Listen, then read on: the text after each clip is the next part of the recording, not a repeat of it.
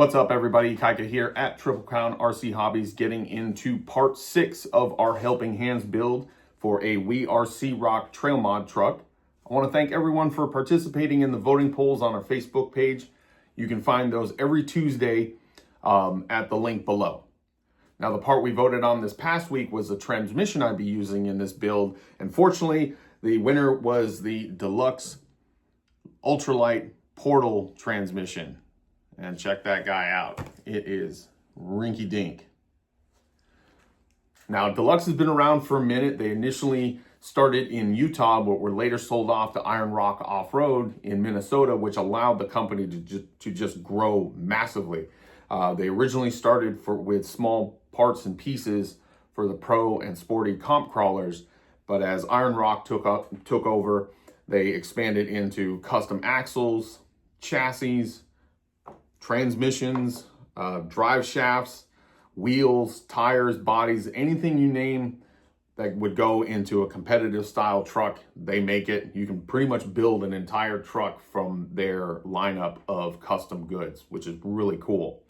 Now, I love the design of this transmission here. Super simple, super easy, effective, and allowing you to offset the motor to either the driver or passenger side, depending on the configuration of your truck. Back in the day, we had to use those big, chunky axial 3-gear transmissions, try to shoehorn that into a build, especially say like a scale build where you wanted a full interior with that big spur gear getting away. It definitely lended to some difficulty, and also some creativity on the part of builders. But now that we've got small transmissions like this, it's going to make it super easy to get what I need into the interior once we get to that part. Now, weight isn't necessarily a concern with the WE R.C. Rock truck classes, but performance is key. So with our 6-pound minimum weight limit, I want to keep as much weight off of the chassis as possible, especially with running a hard body. We're going to keep that lightweight with a smaller transmission and keep it as much weight in the axles as possible to get to that minimum. Now, I'm going to use some of our cut to fit drive shafts that we sell here.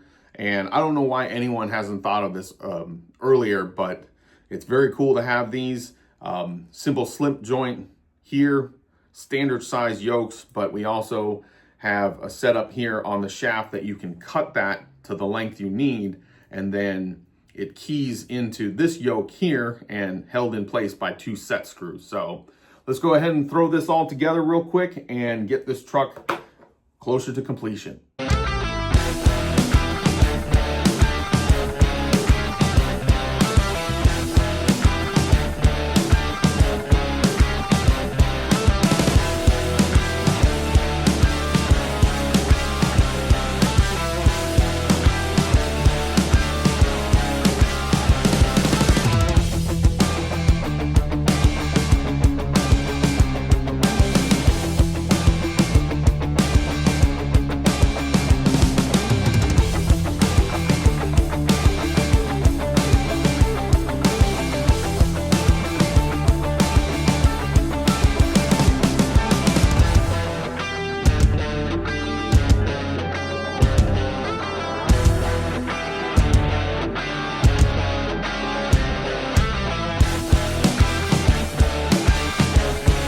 All right, we have the basics of the drivetrain together here in the trail mod build.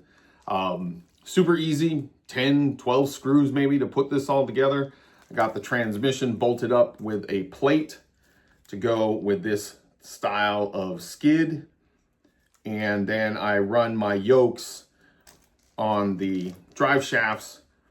Front slip yoke is always gonna go towards the front, and the rear drive shaft, I like to put that slip yoke up towards the transmission just so nothing can get into it, say, as I'm driving around on the rocks.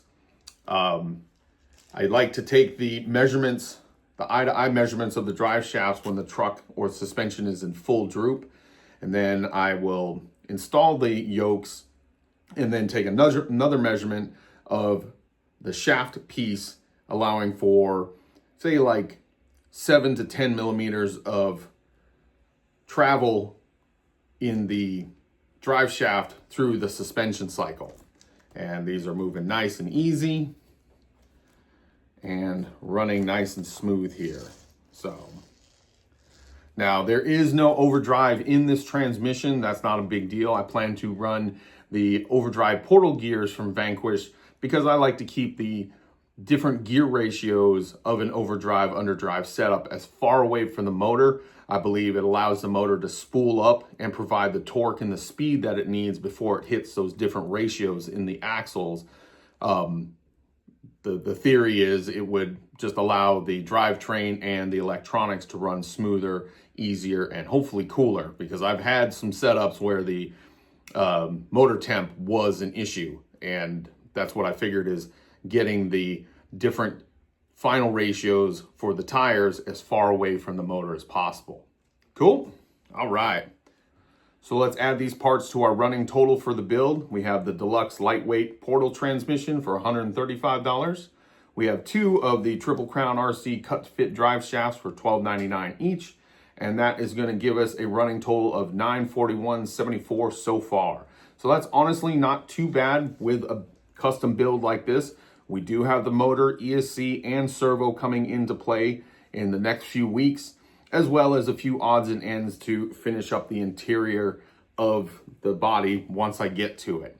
All right. Well, thank you guys so much for watching. Please like, comment, and subscribe so you can keep on updates with this build. And as always, keep learning, keep building, and keep pushing. Aloha.